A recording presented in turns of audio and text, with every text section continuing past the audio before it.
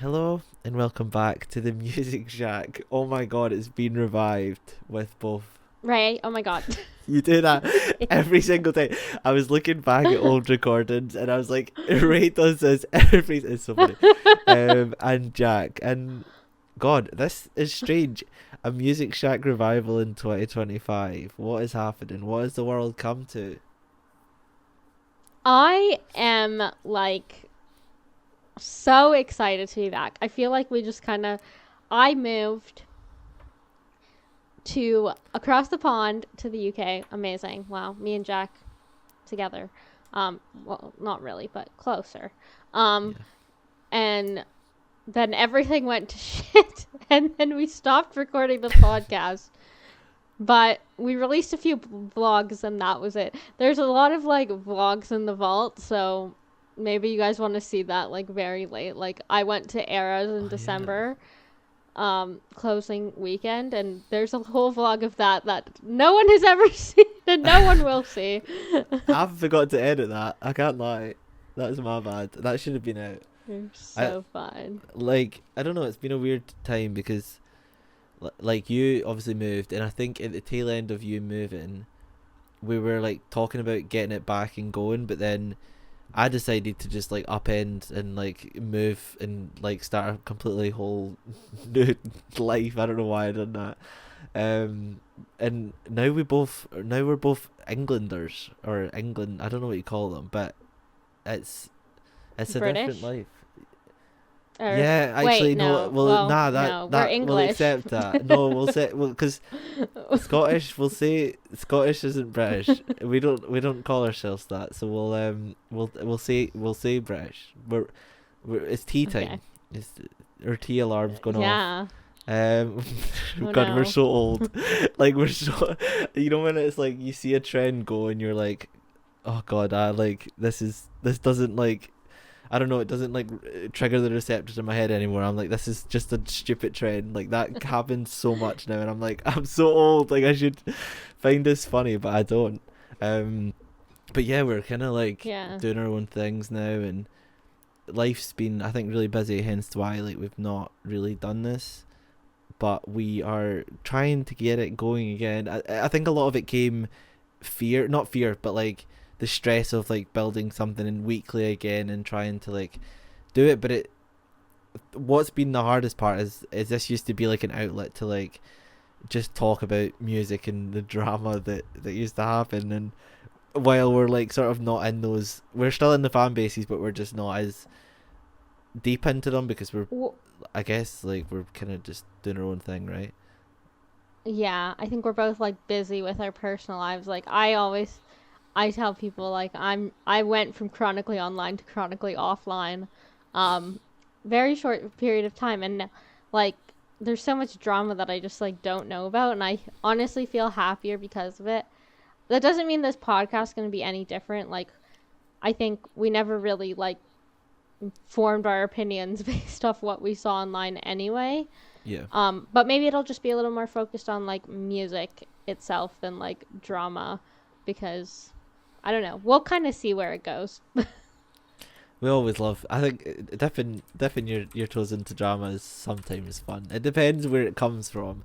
Sometimes like okay, I'm gonna stay out of that, but like it really just Yeah. depend where I guess what fandom is involved. Because I guess I don't know, our music tastes have quite changed, and we've not really spoke about it. Like I don't think we've really spoke Mm-mm. about like how or what we've been listening to. So I guess we could do that, and like I don't know if you want to give us like Yeah. a rundown of, well, the whole like idea of this podcast is we're gonna try and keep things a lot more centered, and we'll have tangents. I feel like we used to do that all the time, but Yeah. We um always have tangents. yeah, we do, but that's why it's fun, right? Our plan is to in this to just chat about sort of like our favorite releases over the last year since we've been gone, the stuff we're looking forward to. Of course, we have to have some like sort of like Taylor time in there, but it's an interesting time, right? So yeah, what have you like? I guess been listening to?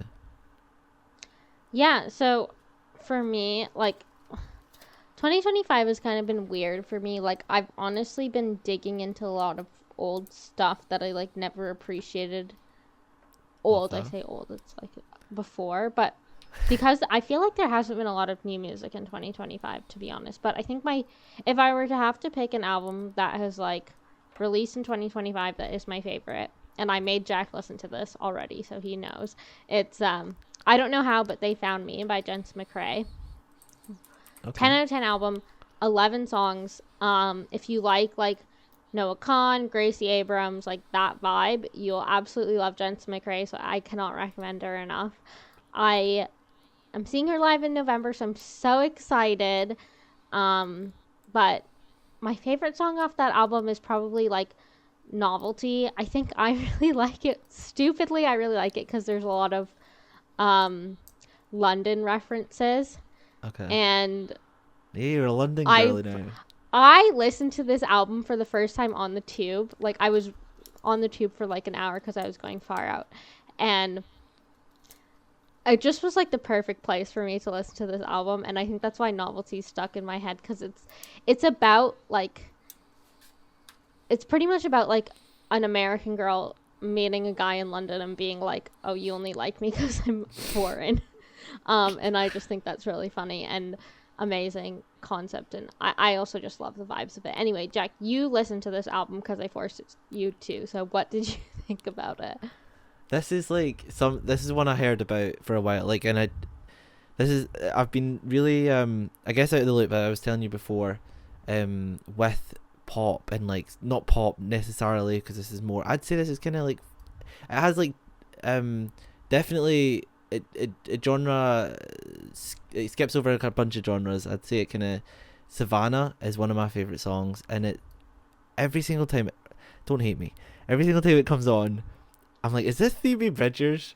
And it's because of the intro, and it's very like, it's very Lizzie and very Phoebe Bridgers coded, the intro of it, and then when the singing starts, it's very the styling is very Phoebe, but then it cuts into like sort of more into the track, and you're like, okay, this is Jensen.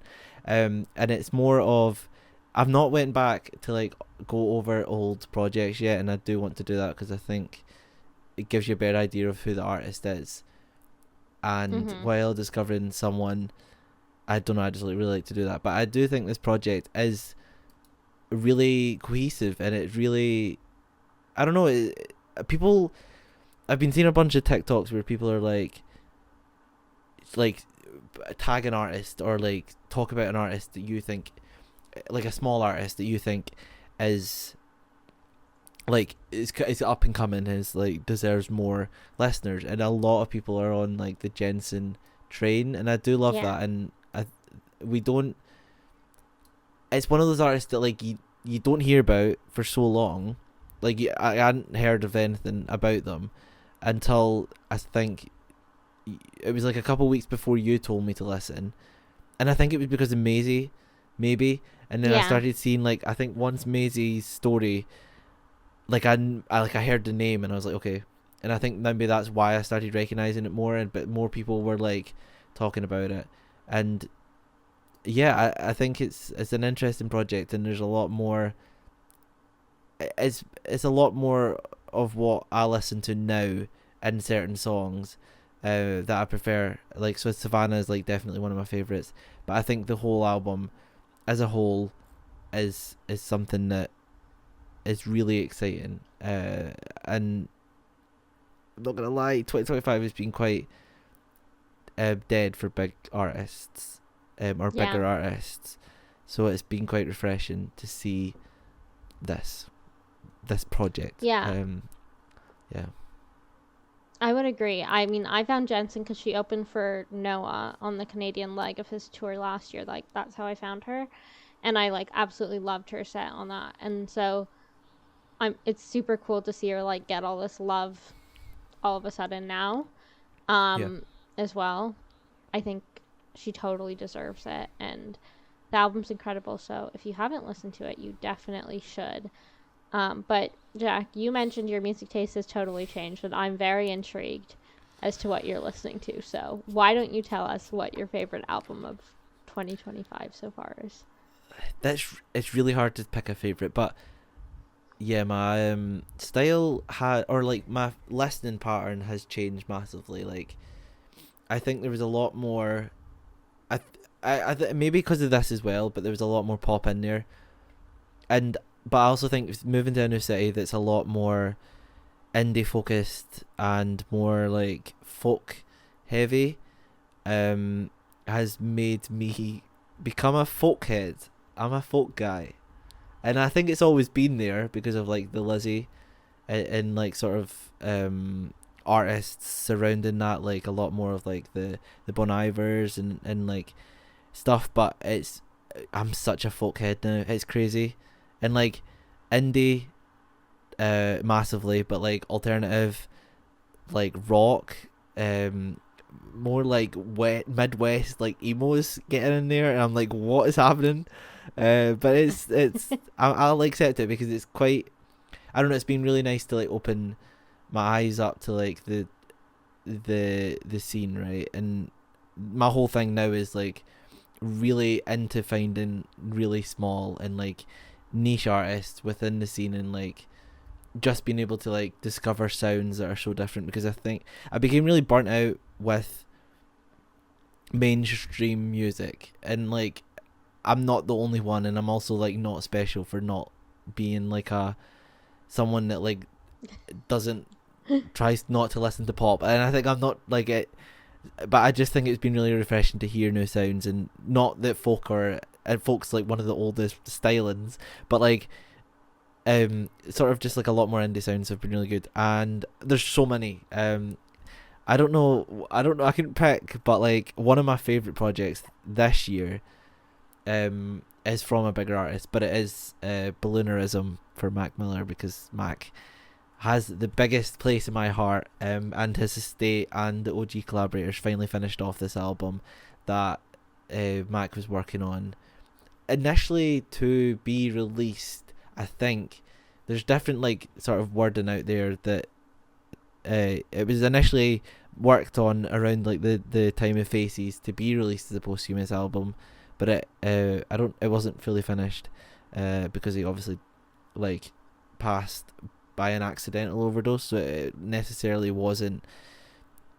I don't know. It's really hard to like pick and choose when it was being worked on and things like that, but it's a stunning project, and it's a testament to like how true Mac and his like ability to like sift through different genres is, and like how he transitioned from like a frat rapper to like a man of like jazz and like this really insightful introspective songwriting, and it's just really good. But there has been a bunch of music from smaller artists that have come out, but like artists that I've tuned into that are bigger, is like Adrian Lenker, Big Thief, who else?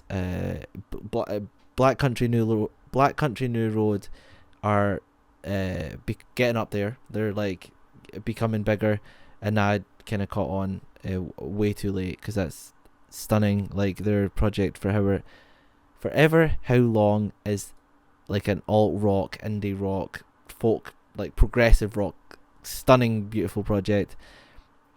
But there's like Chris Emond with like Oh Yeah Dance Boogie Man, which is like an IDM like lo-fi acoustic rock, like stunning EP. Quickly released. I don't know if it was an EP or if it was an album, but like an alt indie, like stunningly cohesive project. It was an album. I Heard That Noise. But yeah, I don't know, there's a bunch like Indoor Foxes, who's like an indie rock Scottish artist, Memory Club, who are really folk, with their release of I've Got Friends That I Love. They're a Manchester based band. I fell into Bob Dylan again, and Lizzie McAlpine. Oh my god. And Esme Emerson. Oh, they're stunning. God, I could go on. There's so many sick talents that are like, I've rambled, but there's just, go check them all out. But yeah, I think one of my favourites is Balloonerism. I totally get what you mean, because I think like the mainstream music scene this year especially has been really weird, and like it's just like not been as new and fresh and exciting. So like turning towards like smaller, more grassroots artists, I think is like super important. But I will request that you make me a playlist of some of these songs because I've never heard most of those artists. So Oh, they're I would so love to good. like. I feel like my issue is like I've obviously always listened to like more mainstream artists, and like the way I've discovered smaller artists are through like opening sets and stuff like Jensen, for example. But like Hmm. I just sometimes I'm always like, oh, like late to the party kind of thing. Like always like an artist once they become mainstream. Yeah. Which is bad, I guess. Not really. I mean, I Nah. don't know. But I was like, I don't think it like people always pride themselves on being like, oh my god, like I was here before Yes. Okay. whatever, like Yeah. mainstreamness of an artist. I think that that's stupid. But I do think like people, you shouldn't be looking for grassroots artists to support just because they might blow up one day and you can be one of the OGs. Like that is stupid. You should be Yeah. supporting grassroots music regardless because it is important for the health of the entire music scene, including the big artists. Um, so yeah, Jack, Preach. you are a model citizen doing listening to all this music, so I need to follow. No, I think like what you were saying is like people just don't have time, and like I've been really grateful for like a little bit more time because of like I'm in uni now, and I am like around these grassroots artists, and it's like just been something that I don't have enough time for it, and like it's sad because like the time you do find these artists is like at gigs, and it's like at these opening slots, but it's like people like you that actually go and listen to the opening slot artists that like are so important, and like not everybody has time to go and like search out these artists. So even if you're doing your bit by like supporting these artists on the like the support act slot, like it's really important. I don't know, because it's like I I think it all comes down to time and your like connectivity to the scene.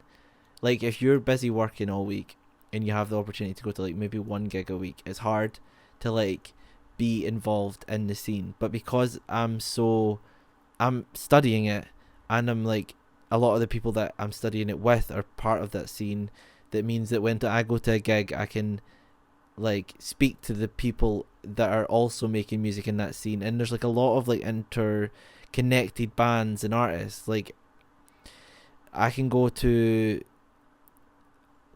like, let's take Ollie, right?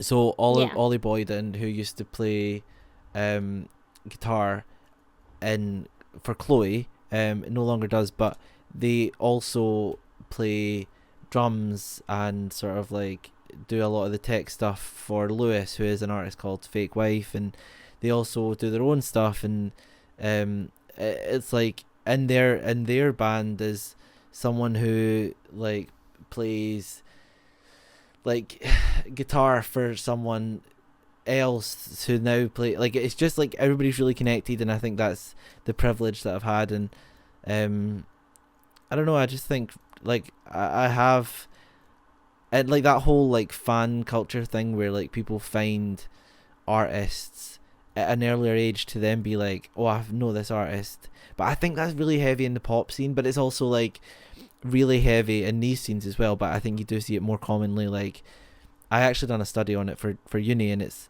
true. Like a lot of people, that's what fan culture has become, and it's not a bad thing because it necessarily like helps support artists. Like it gets more support for artists at the grassroots level because a lot more people want to get in early.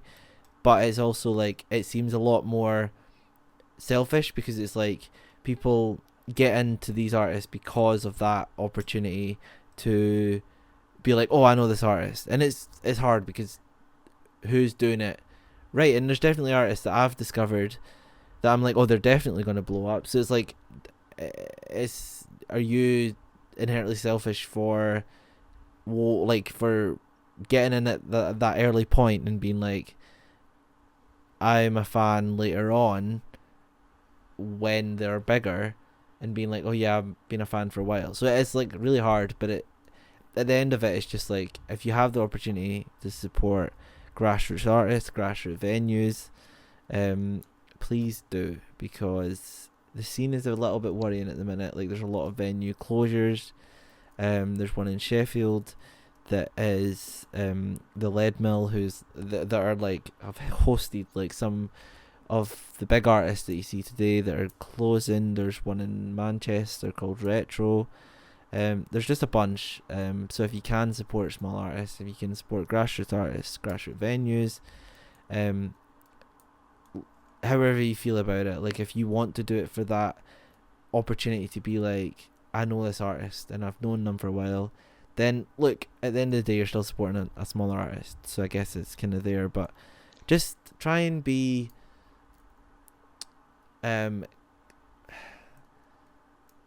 try and support artists because you like their music. Like, if there is someone that you don't necessarily like their music, but you're like, oh, they're gonna blow up, so I'm gonna follow them because of that reason, then that's not good. But just be like, really try and be authentic with how you feel about stuff, because people can see through that. But I don't know, I think you use your time as wisely as you can use your time. Like, you're a busy person, and the fact that you even like take the time to listen to these support acts, and like even find artists like Jensen from these support acts, is like really cool. I've been like, I'm really privileged to have the time that I have, and like, I am busy, but because I can go to a gig and see, like, because of the way Manchester's set up, I can go to a gig and see like 5 different artists. It's like just really, it's just like, it's just a place that I've been in. So I think you do as much as you possibly can, and even if feel like you want to discover more, then there's definitely opportunities. But it's really about time, and like, I feel like you're so busy, you've got so much going on, but I don't know, I just think like, I know how grateful I am for it, and your point is like really valid, where you want to do more, or you want to discover more, but it's hard. It's really hard. It is hard. I think it's interesting, like what you say, like you can just like go. I was at a show on Friday, Greg Sanker, who I saw open for Maisie, and how I became a fan of hers. And it's funny, there's a trend in my music discovery. And then, so I went to her set in London on Friday, and she had this guy, Dermot Henry, opening for her, and I really liked his set. It was really, really good. But during his set, he was like, wow, you guys are actually listening to me. Like, usually people are really chatty during my sets. Like, because, you know, he's a really small artist. He only had 1 song on Spotify and a few, I think, like 5 or 6 more on SoundCloud. So, like, you know, he's such a small artist and just starting. And, like, he probably is, like, used to playing at, like, shows with, like, 5 artists. He's the first one, or, like, at coffee shops and stuff. And it's like, he gets to open in this show, and Grace's audience, like, Grace is 22, her audience is like, I'm old for her audience, and I'm 25, so her audience is like 16 to 20, like that is her main audience.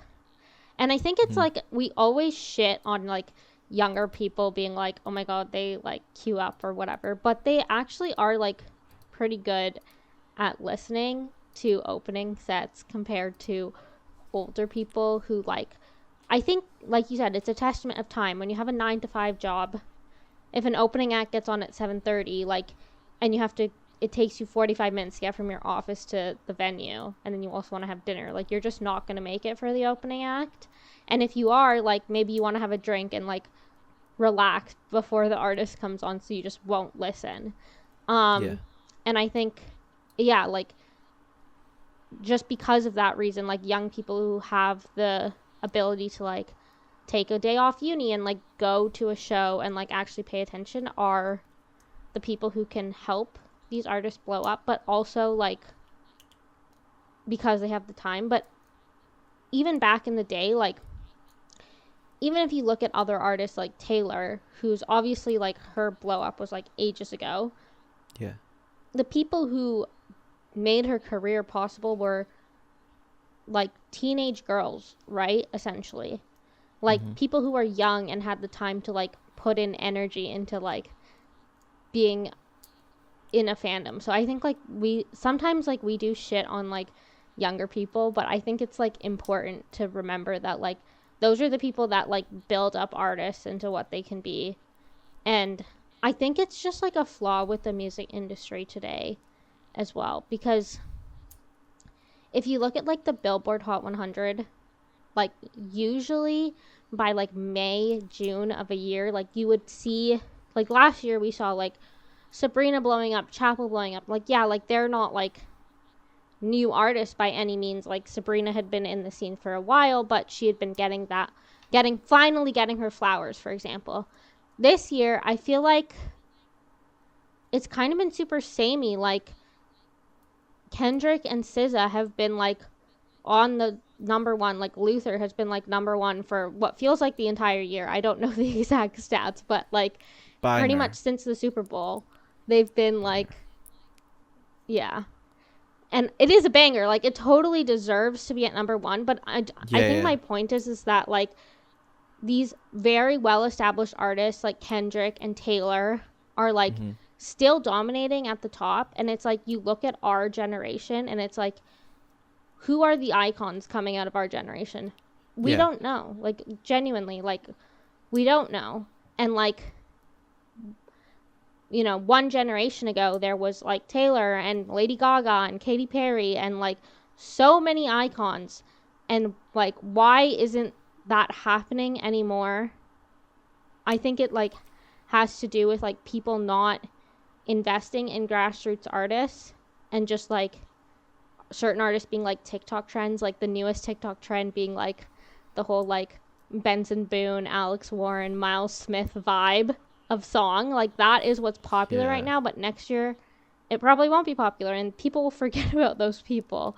And it's like, I don't know, like that kind of song isn't my personal vibe and therefore Mm-hmm. I'm not going to listen to it, but like other people clearly are. And so I don't know, like I just think like it's kind of sad that music has kind of come to this point where like, you know, like Lady Gaga's new album is really successful. Like, of course it's really successful, but like labels and like they can't rely on older icons like doing new albums or like Oasis doing another tour, for example. Like, yeah, people love that stuff, but and it will make you money, Mm-hmm. granted.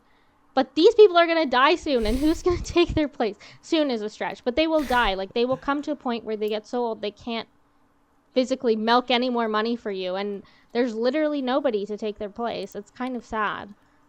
I feel like it's maybe like a little bit more like spread out in terms of like, because it seems to be like you either blow up extremely fast, but like you've been at it for years. Like these people have been at it for years. Like Chapel had been at it for years. Sabrina's been at it for years, and it's like you either see that moment of it's hard because like an artist could have something blow up on TikTok, and it goes two ways. It could go that audience continues to like latch on and like push them to like higher heights, which I guess we've seen. It's all to do with like marketing, right? Like the Sabrina stuff, like who knows where we'll be in a couple albums with Sabrina, but I think these artists, all artists have the talent to make it, and it's just like it depends on the team or like I guess the smartness or the strategy behind the artist, whether that be the team or like sort of like independently. But like a lot of these people have been grinding for a while, and it's just the tools like TikTok that give them the opportunity to see their artistry show like properly shown. Like you'll Yeah. have like Chapel, you'll have Sabrina, that who knows, they might become. I mean, they kind of, it's hard. Like monthly listeners and like these metrics are so strange because like someone can blow up so fast, or like someone can hold like a lot of power. Like TikTok has a lot of power, or like these charts have a lot of power to push someone, but it seems to be that like you'll see, I don't know, like Express will do well, and like Express will do really well and push Sabrina up to like, I don't know, like say like 40 plus million monthly listeners, but it's like that sort of like 40 plus to like 60 is becoming the new range of like these new, like, I don't know, it's hard because like I don't know what I'm trying to say is like you have these people, right? So you have like Alessi Rose, you have these like earned accounts, you have these people that are like generating this huge buzz, like lower levels, right? But if I was to look at like Alessi Rose on Spotify, right? So you're gonna see Alessi Rose at like 500k, but the community feels a lot more connected at these lower levels. Yeah. But it doesn't seem to be that there's anybody like focus, like there's no focus on the artists that are from like, I don't know, there's like, so you right, so you have like Adrian Lenker, right, who is like this 3 million, let me check, Adrian Lenker, 7 million, right? So 7 million monthly listeners, and but they're quietly like there, and then you'll finally discover them, and it's cool. But it seems to be that you'll see like these artists like really small, so like not really small, right? But like 500k, like Alessi Rose, whatever, and then you'll go to like the Sabrina Carpenters or the Chapel Rowans or whatever, they'll have like a really successful song, and then people will actually seem to realize like their talent, and then they'll be pushed into like this 40 plus range. But it's like, okay, are they going to stay there? Are they going to, I think it's because it's the same as like everything, right? Like, I don't know, I use this like, say Twitch streamers, right? Like you never know, like, because we are coming up in a generation of like, of these people and these roles and these jobs, like you're like, what is the longevity of them? So I guess it's coming, but like we obviously know Taylor does really well, and that's because she's been at the top of the game for like years, right? But it's like people at the same age that Taylor was growing up, like, it's so hard. Like people at the same like sort of time of Taylor like becoming the artist that she is and like slowly growing are probably in the same boat. They're like, what is the stage of the like the landscape going to be in like set amount of years? Yeah. So I think I don't know. I think the biggest difference for me is like back in the day, these artists would grow to like icon status because of centralized media like the radio and TV.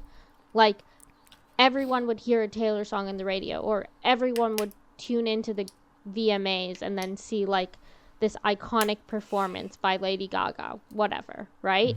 And that would like shoot them into icon status. And it's like, because our media consumption is like slightly more fragmented now, like you might see a TikTok video of like whatever art, like Alessi Rose, and think, oh my god, this is so popular, this is so cool. I might never see that video, and I'll just like never know about it, and it just means that like media is more fragmented, and it's like probably harder to get these like, you know, top 10 hit, these artists who have the potential to become icons maybe in the media scene of like 15 years ago.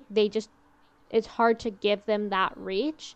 And like the situation that happened last year with Chapel, I think is really interesting, but obviously we're talking about 2025 music. She released The Giver this year, and personally I love The Giver. I think it's a really good song, but it just hasn't been successful. Like even though she has the reach from her blow up last year, it just hasn't been nearly as successful. Like if you look at the charts, like Pink Pony Club has been staying in like the top 10, top 20, but like The Giver was good for the first couple weeks and then just completely dropped out. And it's just like, don't quote me on those numbers. I think that's what happened. And it's just like, why can't like her next album cycle also sustain? And I think it's just like a lower attention span of people, like it not reaching the people that like her last album reached. I don't really know. It's hard to say. But I think it's really interesting. Like I think the the way that this year has shaped up music wise has been interesting. But I've been like, what I alluded to at the beginning, like I think I've been using this year to just like enjoy music, whatever it may be, and Yeah. I've rediscovered old music that I like maybe kind of shuffled to the side before because there was almost an oversaturation. I think 2024 was like super oversaturated with new albums, and it was really overwhelming for me. Mm-hmm. Like I texted you that I've been listening to Older by Lizzie like all the time, like it's my work album. Yeah. um and I just like listened to that like maybe 3 times when it first came out, and then never listened to it again. And it's not that I didn't like it, it's just that like I had other things on my mind, and now I'm Mm-hmm. like, oh my god, like this is good. And like same with Kendrick, like I had never been interested in listening to Kendrick, and like my boyfriend's like super big long time fan of Kendrick, and like we're going to his concert. So with SZA, I'm like, obviously I'm a fan of SZA, so I was like, okay, better also know Kendrick songs. So he like made me a playlist to listen to, and I'm like, oh my god, I actually really like this. Like I never thought it would be the kind of music I was interested in, but I do really like it. And like, okay, Kendrick's at the top of the charts right now, so like I'm not that special. But like, um but like it's still like, I think it still shows that like even if like new music has kind of not been as good on a mainstream sense as last year, like you can still enjoy obviously what music is, and like spend some time to look up grassroots artists. And just because like certain artists aren't like super mainstream doesn't mean that they don't deserve your time and energy. I think it's really important. And hopefully we can see some like actually sustaining icons of our generation, because that would be really nice. I think we're gonna see a bunch more sustaining, but I think they're gonna be smaller. Not Yeah. necessarily smaller, but like I think the level that we're gonna see them like plateau at is just like they're gonna be a lot more connected to their audience, but we're gonna see just a wider variety of like artists and tracks, and like because I think yeah, like what you were saying is so right, where like I see something that you probably don't, or like vice versa is true. And I think we're gonna see that like probably people level off at maybe. I think you're still gonna see the like the 40 plus range. I look at like monthly listeners, but it's not really gospel. It's kind of just it's a good way of like determining what someone's popularity is within at least Spotify. And Spotify is horrible. We're like shouldn't really be using it, but whatever. Um, so it's hard, but it's yeah. So like you're gonna see these. I think you're gonna see that anyway, but you're gonna probably like what you're seeing right now is a bunch of people like plateau around 500k, and then they're gonna have a really connected like follower base, and then they're slowly gonna gradually get to these points. But you're definitely gonna have these artists that you find that are like, God, how are these artists on like 8 million and you've never heard of them? Because it's just like there's so much music. Like you're in a time of so much music, but that doesn't mean that a lot of it's like a lot of it's rubbish. A lot of it's so bad. But like people, there's so many talented people out there. It's crazy. Like, ah, like, but it also, I also feel like we're going to be inviting a lot of old music back in, like, kind of what you're doing. But like a lot of like Joni Mitchell and like people are coming back, and I'm so here for it. But like, I think we're really burnt out with like so new, like all new music.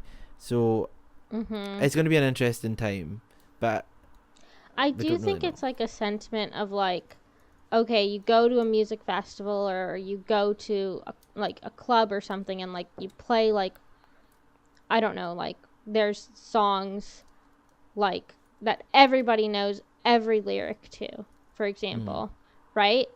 Um and I just don't think like there's newer songs that exist like that, and I think that's why people are turning towards older songs, because obviously like, not to get into politics, but like the world is quite like fragmented right now, and like to feel some kind of community with the people around you, having something like music to connect is really important, and feeling like, oh, the person sitting next to me at this festival likes completely different artists than I like.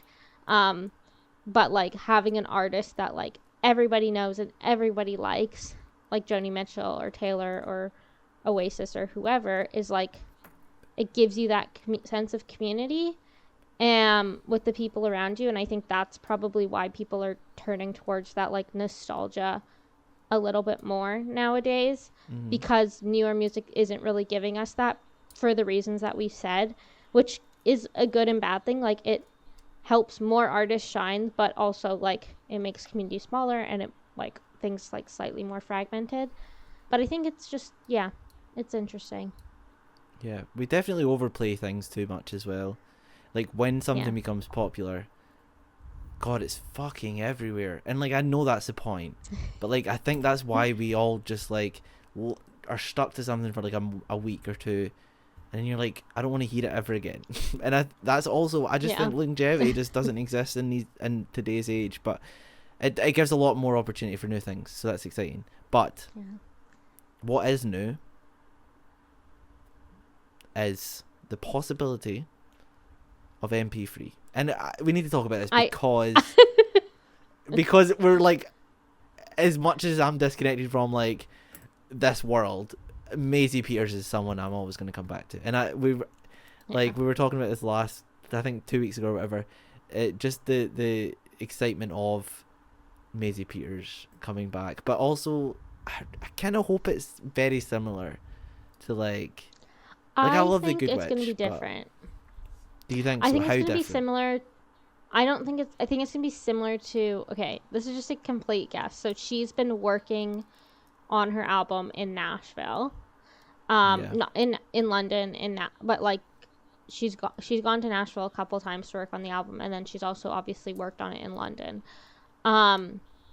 Whereas like last time she worked on her album a lot in Sweden, and I think like you kind of, when you could hear in the album like there was Swedish producers and like that kind of thing. So working on it in Nashville, she's worked with the same producer as Kelsey Ballerini, I believe. So country. She's worked with Mumford and Sons on this album already. Like, she's posted about these things. So I think we're gonna get more of like a folk vibe from her album, which I'm so excited about.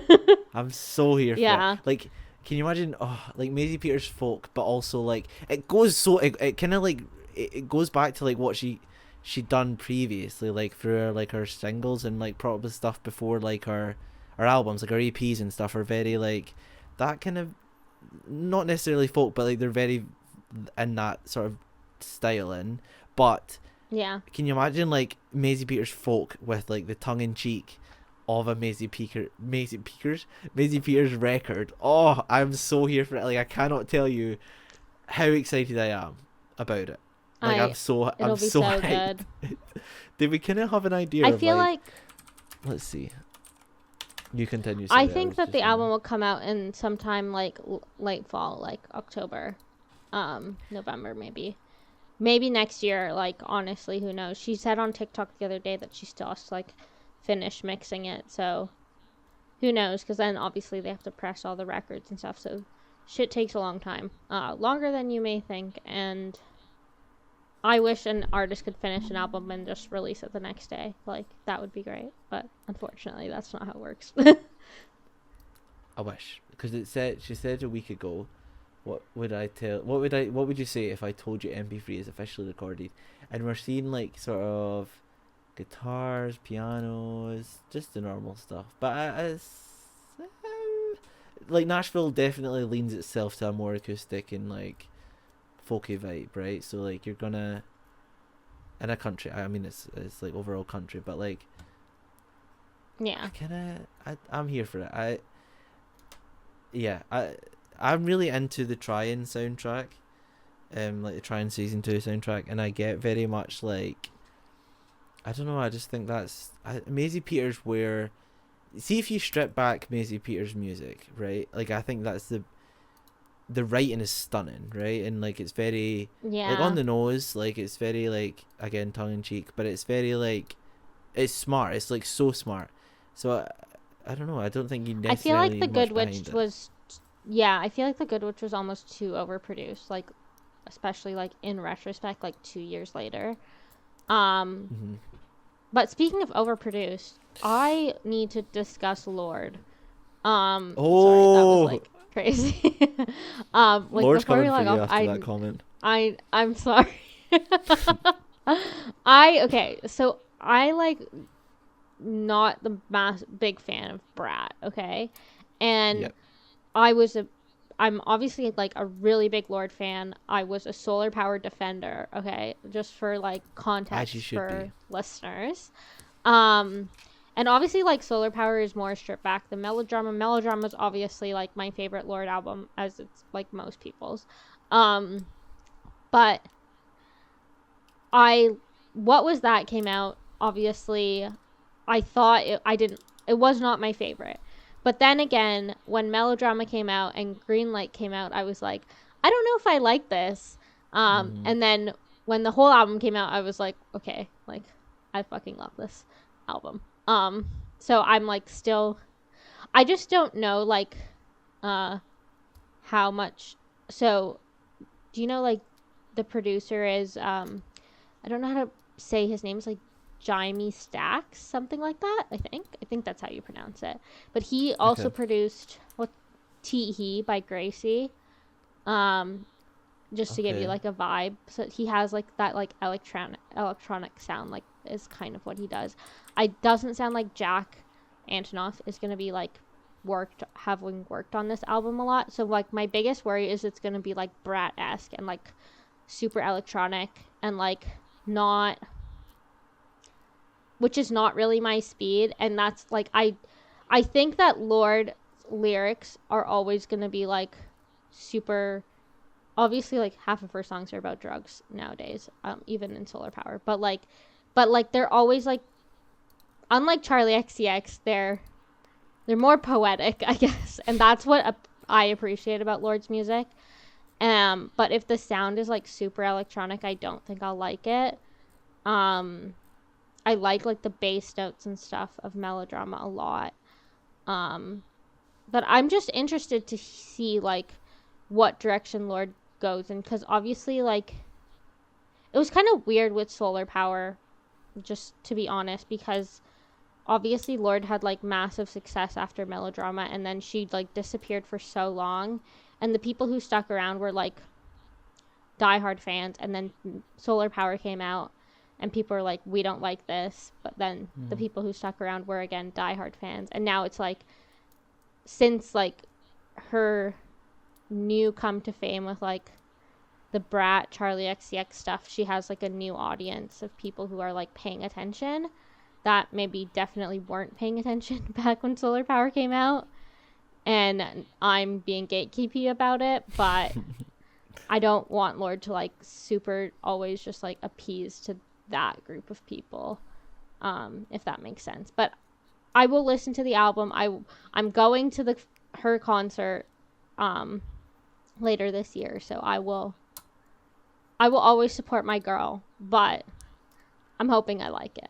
Is my point. I think it's hard because I think it will be. I don't know. I feel like Lord's always kind of ahead of the curve in some direction or some way. Like it doesn't necessarily mean maybe sound, but I think Solar Power wasn't understood until maybe now. Like I don't know. I feel like people just overlook things so much, and I don't know if I'm necessarily not super excited about the sound of it. I don't know if I didn't like Brat because of the sound, or if it was. I don't know if it was just because it was like I was tired of like seeing it, so I didn't necessarily give it a chance. And I listened to it now, and I'm like, there's definitely instances where I'm like, okay, this is interesting, but I think I'm someone who's I very lyric and focused, and I just can't really be bothered. Yeah. I think Brat is like super surface level, and it's, to me, like the lyrics obviously are super surface level. To me, like Lorde, even if she like has a similar sound, it will not be like the lyrics will be better, which will make the music better regardless. And also, like, I think BRAT, the reason I didn't like it, like, was because of the sound, but also just because it felt a lot more one note to me. Mm-hmm. And I know, like, people are gonna hate on me for saying this, but whatever. I just don't think Lorde would ever produce like a one note album, especially given how much time she gives between projects. That's So necessarily fair with to that say as being said, well. That's fair yeah, because, like, Charlie's audience, like what Charlie was going with for this record was completely different to, like, I think what Lorde would go for overall. Like, and it's not necessarily like I don't necessarily think Brat was bad. I think you had to be in the specific audience of who she was aiming at, right? Like, it's, and it just wasn't us, right? It just wasn't us. Like, oh yeah, for sure. I think Lorde would do it differently, and I don't know. I think maybe I'm just a little bit burnt out of, like, popular music at the minute, and that's maybe why necessarily I wasn't super into the single that was released. And I do think Lorde is insanely talented, so I'm just really excited to see what comes out of it, but I don't know. Yeah. I think, like I said, I think her music shines when it's within a project. Like, all of her projects have, like, been really cohesive, like Solar Power and Melodrama. Like, they're all really cohesive albums, and I have appreciated the singles so much more once I've heard them in the context of the album. So, like, I'm not going to shade too much that I didn't like the single, because I might like it once I hear it in the context of the album. It's just, right now I don't have that context. But I obviously always love Lorde. But with that, I think we've been talking for way too long, and we appreciate you guys listening to our podcast back. If you're new here, make sure to subscribe to our YouTube channel or follow on whatever platform you're listening on. We post our podcast on all podcast platforms, or whatever people usually say. Anything else you want to add, Jack, that I missed? Like, we really quickly. Okay. Rep TV tonight or not? This will be oh way my God. after it's released. But forgot about this. We won't give it massive. Like, we said 30 minutes, and I think we're going to try and stick to that. First episode back. Let's give this 5 minutes, and we're okay. But okay, we're going to be 30 minutes. So yeah. So okay, obviously we're getting Rep and Debut TV this year. Yeah, it would make sense. I hope think so. I can't it's wait.